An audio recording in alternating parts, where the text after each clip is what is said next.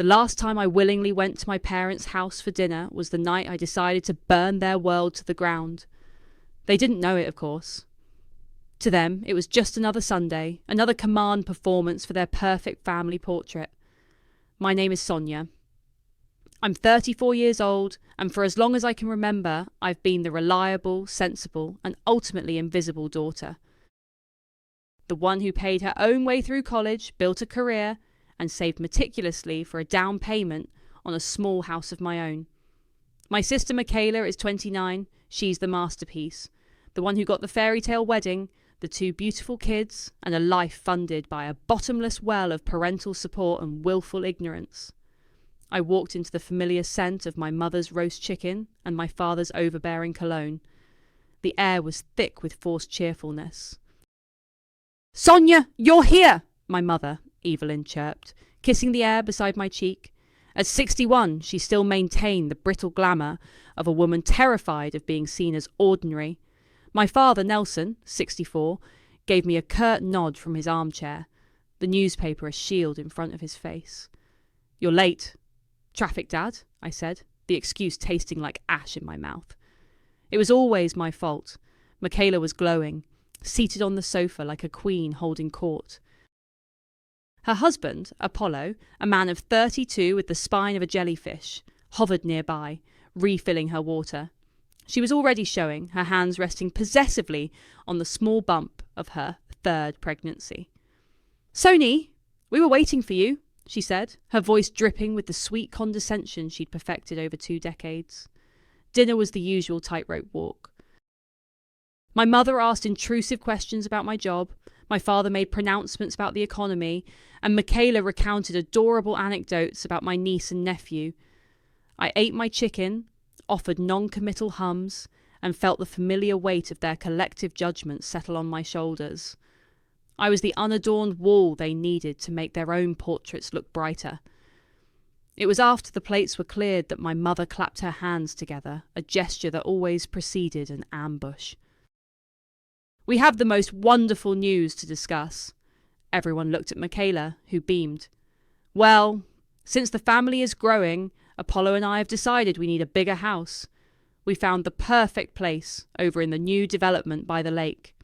It's a 5-bedroom, Apollo added proudly, as if he'd personally laid the foundation. "That's great," I said, already sensing the trap.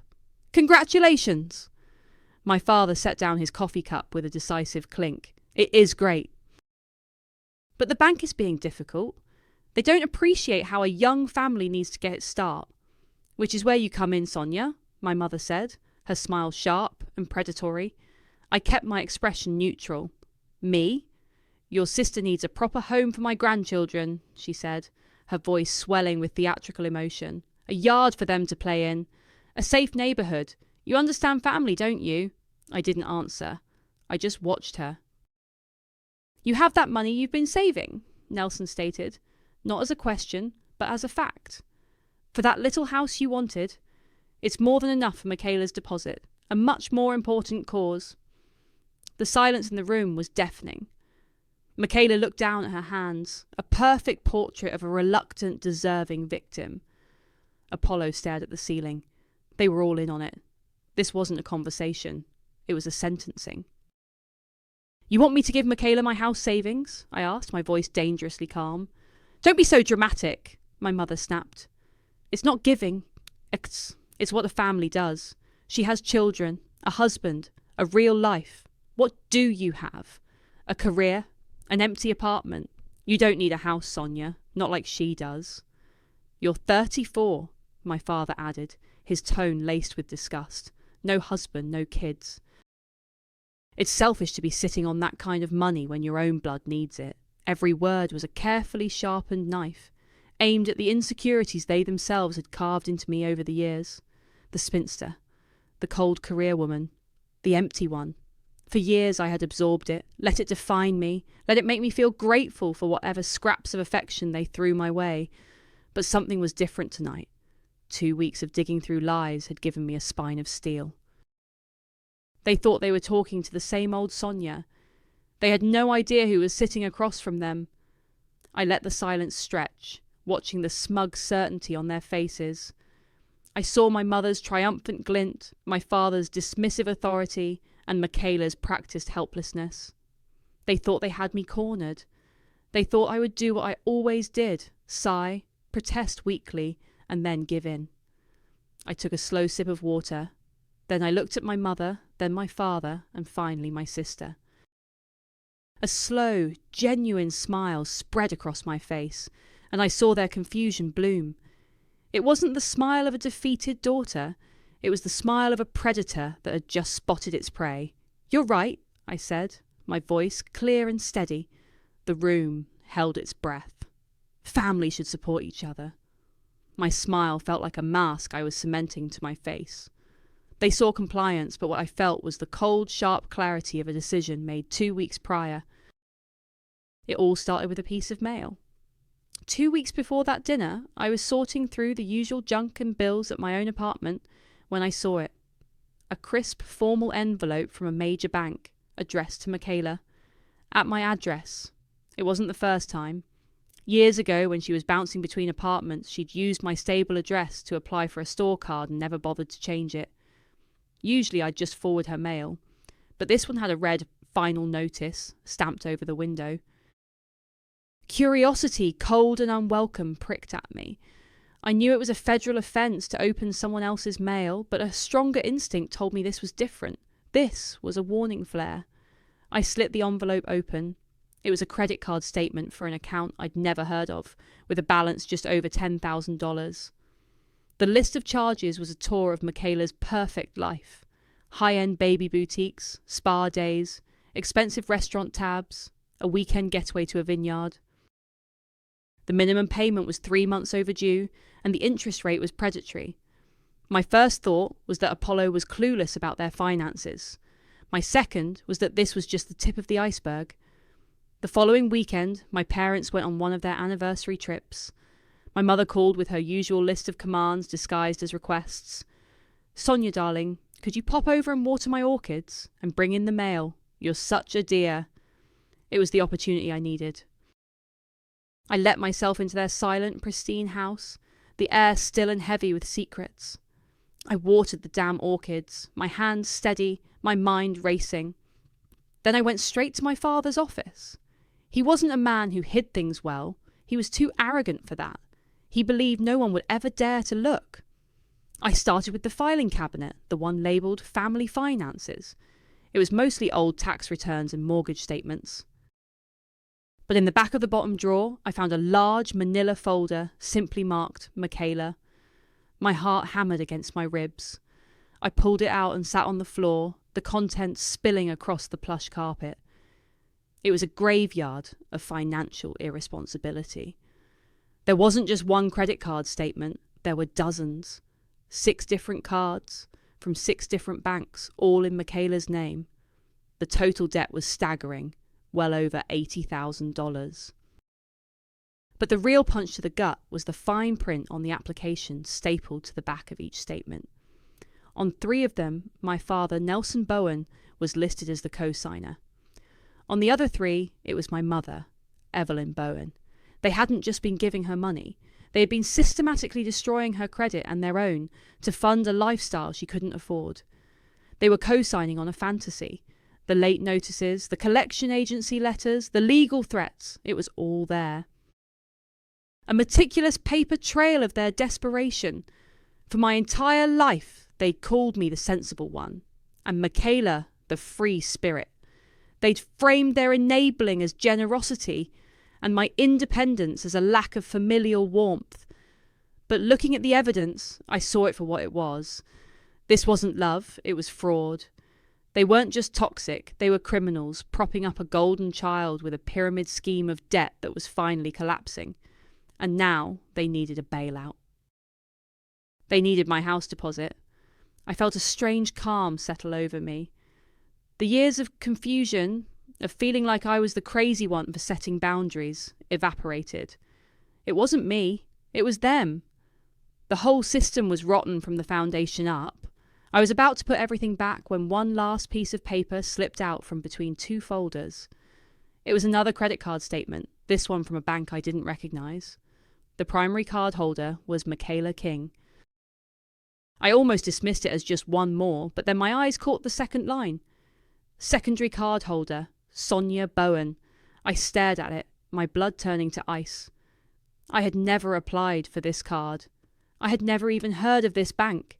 I flipped the paper over and found the copy of the application form. There, in the box for the secondary applicant's signature, was my name, scrawled in a looping, unfamiliar hand. A forgery. They hadn't just lied to me. They hadn't just used me. They had stolen my name and tied me to their sinking ship without my knowledge. It was no longer personal. It was a declaration of war.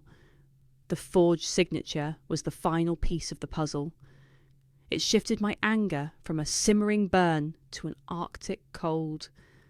This wasn't just about Michaela's entitlement or my parents' manipulation anymore. This was a crime, and my name was attached to it. The day after I found the documents, I called my Aunt Paula. At 58, she was my mother's younger sister, and I hadn't seen her in nearly a decade. She was excommunicated from the family years ago after a fight so legendary no one ever spoke of its cause. All I knew was that one Christmas she was there, and the next she was a forbidden name.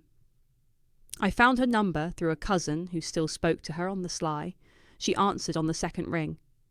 "Sonia, is everything all right?" Her voice was warm, exactly as I remembered it.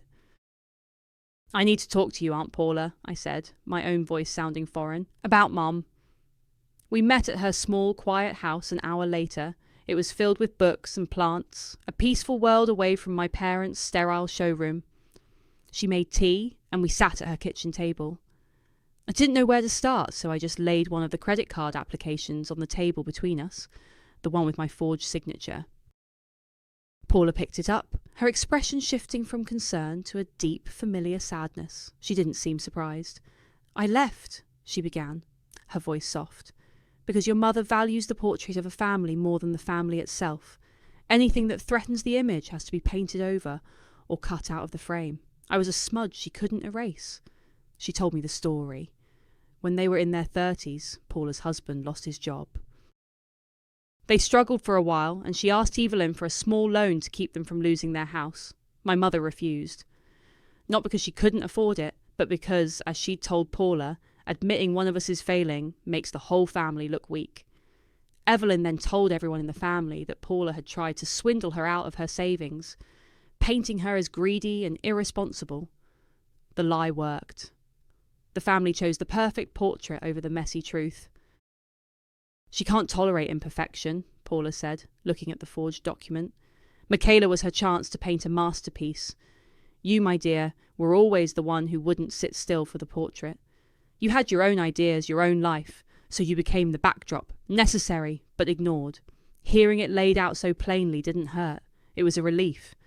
It was the validation of a lifetime of unspoken truths. The gaslighting wasn't in my head. The dysfunction was real, and it had a history." "She's drowning," Paula finished, handing the paper back to me, "and she's willing to pull everyone under with her to keep up appearances." The next few days at work were a blur. I went through the motions, my mind a whirring engine of calculations and plans. My co-worker Francis noticed. He's a quiet guy, a graphic designer in the marketing department.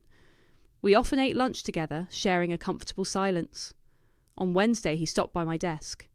"Hey," he said, his voice low. "You've been different this week, like you're 1,000 miles away." I gave him a weak smile. "Just some family stuff." He leaned against the cubicle wall, his expression serious. "I don't want to pry, but there's a look on your face, a kind of calm fury. I've seen it before.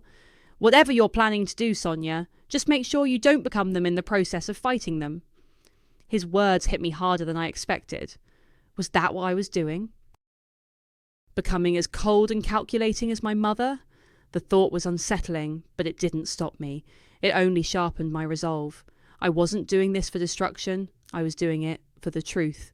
That Sunday, an hour before I was due at my parents' for dinner, I sat at my laptop.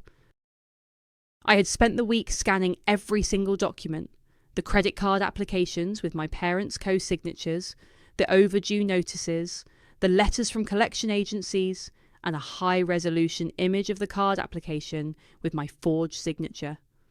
I attached every single file to a new email. My fingers hovered over the keyboard as I typed in the recipients, aunts, uncles, cousins, every branch of the Bowen family tree, the people who only ever saw the perfect family portrait. For the subject line, I typed, "The truth about the Bowens." I saved it as a draft. Then I shut my laptop, took a deep breath, and went to get my coat. It was time for dinner. My smile at the dinner table was the overture. The performance was about to begin. "You're right," I repeated, letting the words hang in the air. "Family should support each other." My mother's face relaxed into a triumphant smirk. My father nodded, satisfied. Michaela let out a little sigh of relief. The crisis apparently averted. They thought they won. "I'll transfer the money tomorrow," I said, my voice smooth as glass. "But first, dessert." My mother, practically giddy with her victory, went to the kitchen to get the cheesecake she'd bought. As she set the plates down, I discreetly pulled out my phone under the table. I opened my email drafts, my thumb hovering over the one with the subject line that would change everything. I looked up, making eye contact with each of them one last time. My mother, preening. My father, smug. My sister, oblivious. I pressed send. For a moment, nothing happened. The only sounds were the clinking of forks against plates. Then a phone buzzed on the table. It was my father's. He glanced at it, his brow furrowing in annoyance at the interruption. He read the screen, and the colour drained from his face. Another buzz. My mother's phone, from her purse on the sideboard. Then another, Michaela's. A chorus of notifications began to echo from around the room. "What is this?" my father demanded, his voice a low growl. He was looking at me, his eyes narrowed with dawning horror. My mother retrieved her phone, her movements jerky, her manicured finger swiped across the screen.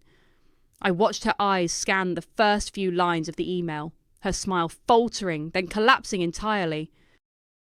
"Sonia, what have you done?" Michaela was staring at her own phone, her mouth hanging open. "Fraud! What is this email? Sonia, this is insane." "It's all there," I said calmly, setting my own phone face up on the table. "Every application, every overdue notice, every lie." The chaos erupted. My father's phone started ringing, the caller ID flashing the name of his brother, my Uncle Robert. He silenced it, his hand trembling with rage. "This is a lie," my mother shrieked, her voice cracking. She stood up, pointing a shaking finger at me. "She's making it all up. She's jealous. She's always been jealous of her sister." Another phone rang, and another. The extended family, the audience for their perfect portrait, was getting the news in real time. "Why would Sonia have copies of credit card statements, Evelyn?" A voice boomed from my father's phone, which he'd accidentally answered on speaker. It was Uncle Robert. "And why is my name listed as a reference on one of these applications? I never agreed to that." My father fumbled with the phone, ending the call. He glared at me, his face a mask of pure fury. "You will regret this for the rest of your life." "No," I said, my voice unwavering. "You will." Michaela finally looked up from her phone, her eyes wide with a mixture of confusion and betrayal. She wasn't looking at me. She was looking at our parents. "Mum?" "What are these?" she whispered, holding up her phone. "It says you co-signed. Dad, you too? I didn't know about all these cards." "Of course you knew, darling," my mother said, her tone desperate. "We were helping you. It was just a little help to get you started." $80,000 is not a little help," Michaela cried, her voice rising to a hysterical pitch. "Our credit is ruined." "The bank just denied our mortgage application last week, and Apollo couldn't figure out why." Apollo, who had been frozen in his chair like a statue, finally spoke. His voice was quiet, but it cut through the noise like a razor. "Evelyn," he said, looking at my mother, "you told me you needed Michaela's car title for insurance purposes. You had me sign a transfer form." My mother stared at him, speechless. "You said it was temporary," Apollo continued, his voice shaking with a rage I had never seen in him. "You used it as collateral for a loan, didn't you? A loan to pay off one of these cards." The room fell silent. The final, ugliest truth was out. My mother hadn't just committed fraud against the banks. She had stolen from her own daughter. Michaela looked from Apollo to her mother, her face crumpling as the full weight of the betrayal landed on her. The golden child, the masterpiece, was just a pawn in a game she didn't even know she was playing. The admission about the car title hung in the air, thick and poisonous. My mother stared at Apollo, her mouth opening and closing like a fish, no sound coming out. The architect of the family's image had just been exposed as a common thief by her own son-in-law. I stood up. I think I'll be going now. No one tried to stop me. As I walked out the front door, I could hear Michaela's sobs escalating into full-blown hysterics, punctuated by my father's roaring and my mother's pathetic attempts at denial. I didn't look back. The fallout was immediate and spectacular. My phone buzzed incessantly for the next 48 hours, a constant stream of notifications from the family WhatsApp group. My cousin Sarah was the first to forward a screenshot of my email with the caption, "Did anyone else get this?" Is this real? What followed was a digital wildfire. Aunts and uncles who had spent years envying my parents' perfect life were now dissecting every document. Rumours I hadn't even known existed suddenly surfaced. Uncle Robert confirmed my father had tried to borrow money from him months ago, claiming it was for a smart investment. My mother's cousin remembered Evelyn bragging about a luxury cruise they couldn't possibly have afforded. The perfect portrait was being ripped to shreds by 100 different hands. The family, which had once orbited my parents, distanced themselves with brutal speed. Calls went unanswered. Invitations to long-planned family events were quietly rescinded. The Bowens were radioactive. I ignored all of it. I blocked every number, except for my Aunt Paula's. She called me the morning after the dinner. "I heard there was a firestorm," she said, her voice calm. "Are you okay?" "I'm fine," I said, and was surprised to find I meant it. I felt quiet. "My offer still stands," she said gently. "If you need a place to get away from the noise, my guest room is yours." "Thank you, Paula. I might take you up on that." Francis texted me that afternoon. "Heard through the office grapevine that you had a dramatic weekend. Hope you're holding up." I met him for coffee after work. I didn't give him the sordid details, just a vague outline. He listened patiently, his dark eyes full of a sympathy I wasn't used to. "You did what you had to do," he said when I finished. "You stood up for yourself. That's a huge victory." He stirred his coffee, his expression thoughtful. "But the thing about revenge is that it's a release, not a resolution. Letting go is harder than taking revenge. That's the next part of the battle." His words echoed in my mind later that night as I sat in my silent apartment. I had won. I had exposed them. Their carefully constructed world was crumbling, and I had been the one to light the match. I felt a grim satisfaction, a sense of justice finally served, but underneath it there was a hollow ache. It wasn't regret. I would do it all again in a heartbeat. It was grief. I was mourning the family I never had, the fantasy of unconditional love I clung to for 34 years, even when I knew it was a lie. Tearing down the facade meant I had to finally admit there was nothing but rot behind it. A week later, a certified letter arrived. It was thick, formal, and from a law firm I didn't recognise. I opened it with numb fingers. Inside was a cease and desist order, drafted on behalf of Mr. Nelson Bowen. It accused me of defamation, libel, and the intentional infliction of emotional distress. It demanded I issue a public retraction and apology to the entire family for spreading malicious falsehoods. It was signed by my father. He wasn't just disowning me, he was threatening to sue me. I laughed when I read the cease and desist letter. It was such a perfectly narcissistic move, so quintessentially my father. He couldn't win on facts, so he was trying to win on intimidation. I threw it in the trash. The truth is an absolute defence against libel, and I had the receipts to prove it. 2 days later, my phone rang with a number I didn't recognise. I let it go to voicemail. A few minutes later, a message appeared. It was Michaela. Her voice was thin and ragged. "Sonia, please, I need to talk to you." Against my better judgment, I called her back. She answered immediately. You have to fix this, she said, her voice choked with tears. There was no greeting, no preamble, just a demand. There's nothing to fix, Michaela, I said, my voice flat. I just showed everyone the truth. The truth? She shrieked. You blew up our lives. Apollo is talking about divorce.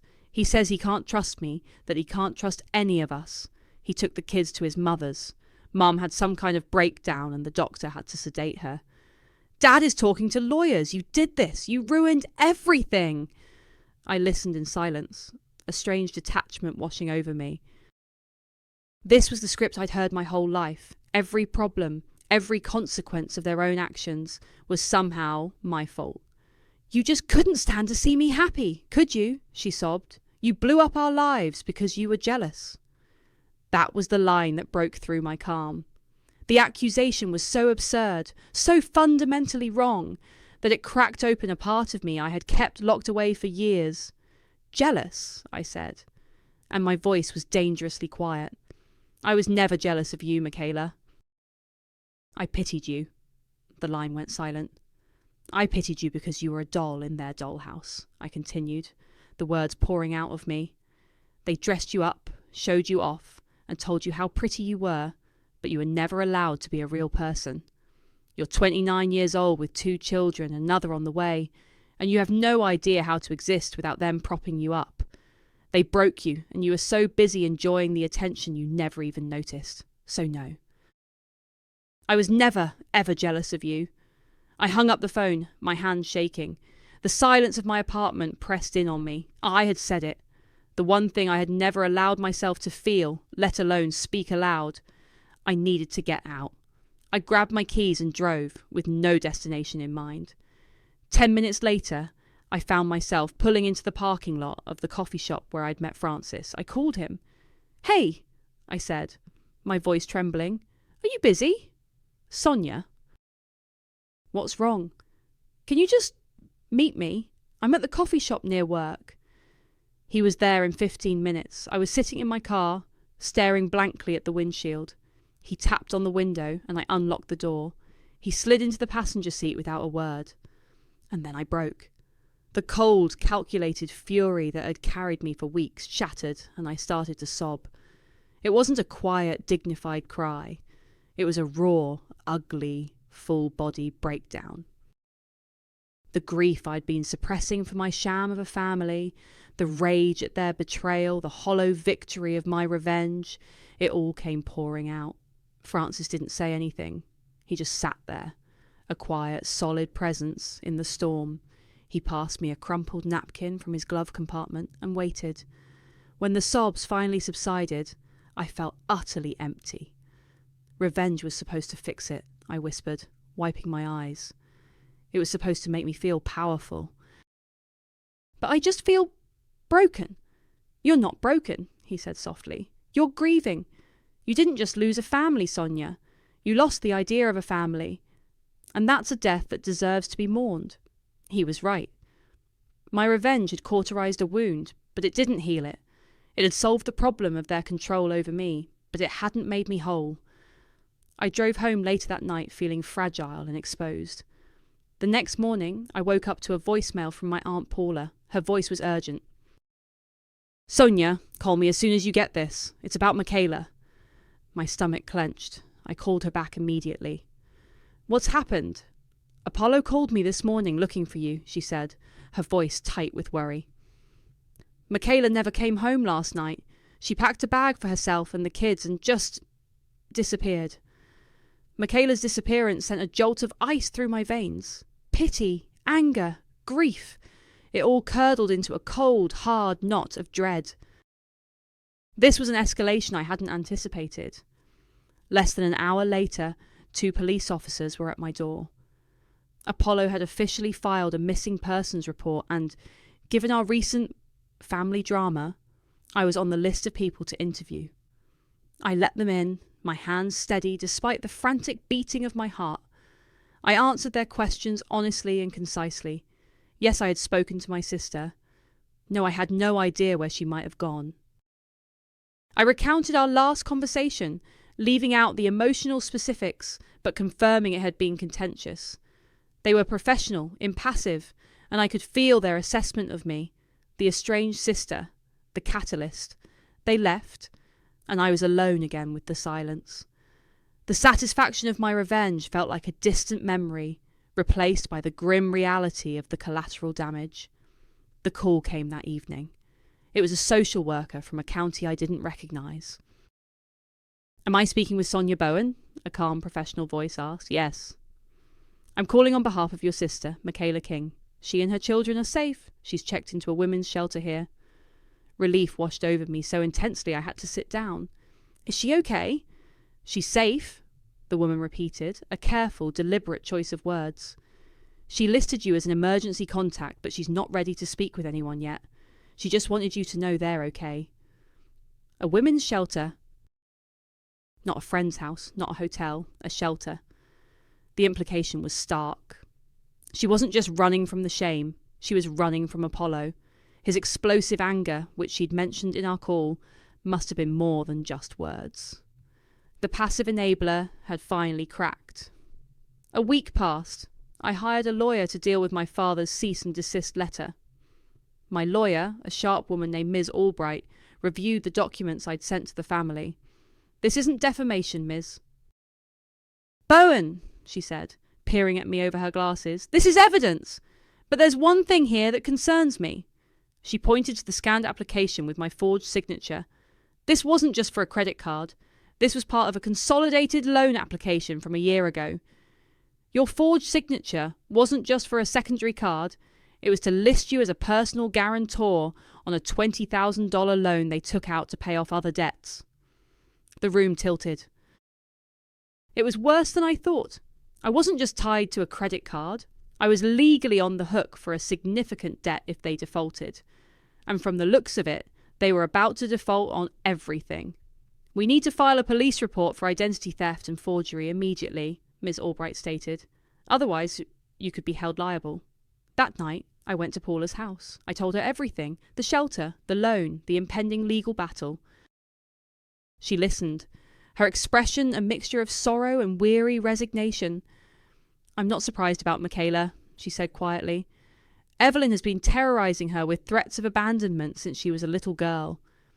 She went to a dusty box in her closet and pulled out a small stack of letters tied with a ribbon. "Your mother and I used to write to each other before the big fight. She was always so afraid of not being seen as the perfect mother.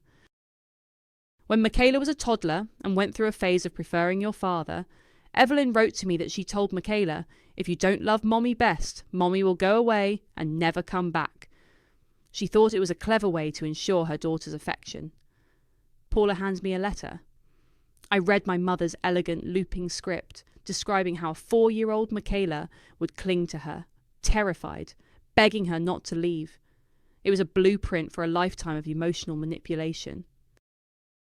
My mother hadn't just spoiled Michaela. She had systematically broken her will, conditioning her to be completely dependent, terrified of disapproval, and desperate for a love that was entirely conditional. I finally understood. Michaela wasn't just an entitled brat. She was a victim too, in a different, more insidious way. The golden child was just in a gilded cage. My pity for her, which had felt like a weapon in our last conversation, now felt like the simple, heartbreaking truth. It didn't excuse her choices, but it explained them. The poison my mother had poured had seeped into all of us, just in different ways. I looked at the forged document on the table, my name signed by a hand that was not my own. Filing that police report would protect me financially, but it would also mean my own parents could face criminal charges. It was a line I hadn't yet considered crossing. My revenge had been about exposing the truth to the family. This was about bringing the law into it. Francis was right. Letting go was the hardest part. And I realised letting go didn't just mean walking away from them. It meant deciding what kind of justice I truly needed to be free. In the end, I filed the police report. Ms. Albright was clear. It was the only way to legally separate myself from the financial wreckage. It wasn't an act of vengeance anymore. It was an act of survival. The investigation was swift. Faced with undeniable evidence of forgery, my parents' lawyer advised them to sign a settlement. They took full responsibility for the loan, officially releasing me from any obligation in exchange for me not pressing for criminal prosecution. My father's cease and desist letter vanished without a whisper.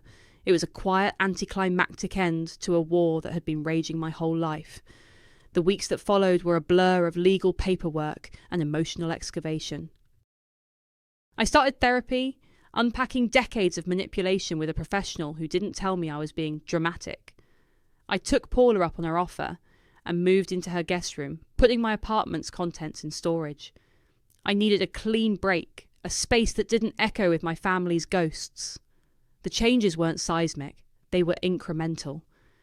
Francis and I started getting dinner after work, our conversations slowly shifting from my family drama to our own lives, our hopes, our silly fears.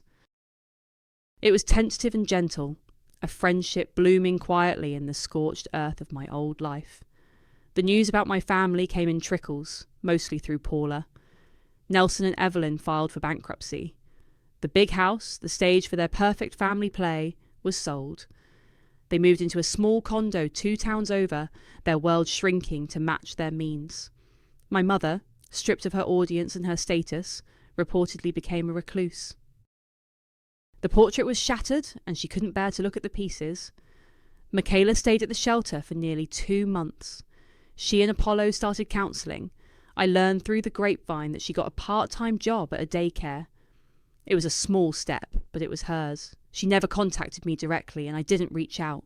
The chasm between us was too wide, filled with too much history. Maybe one day, but not now. Now was for healing. By the time the holidays arrived, the dust had begun to settle. The air was crisp and cold, and for the first time in years, I wasn't dreading a forced family gathering. Paula decided to host a small dinner. She invited me, Francis, and a few of her own friends, people who had also been cut out of my mother's perfect picture frame over the years. The house was warm, filled with the smell of roasted turkey and the sound of genuine laughter. There were no performances, no hidden agendas. We were a collection of strays building something new. During a quiet moment, Francis came and stood beside me by the window, looking out at the frosty lawn. "How are you doing?" he asked, his voice low. "Really?" I thought about it for a moment. The anger was gone, replaced by a quiet ache that was slowly fading. The grief was still there, but it no longer felt like a wound. It felt like a scar, a part of my story. "I'm okay," I said, and I meant it. I spent so long trying to earn a place at a table where I was never really wanted. I think I'm finally learning to build my own. Revenge had given me a voice, a way to finally scream all the things I had swallowed for years. It had been a necessary fire, clearing out all the rot and decay. But peace didn't come from the explosion. It came in the quiet aftermath. It came from choosing to walk away from the ashes and plant something new. It came from therapy, from my aunt's quiet support, from a new friendship that felt like coming home. It came from choosing myself. They called me empty. But after I walked away, for the first time in forever, I felt full.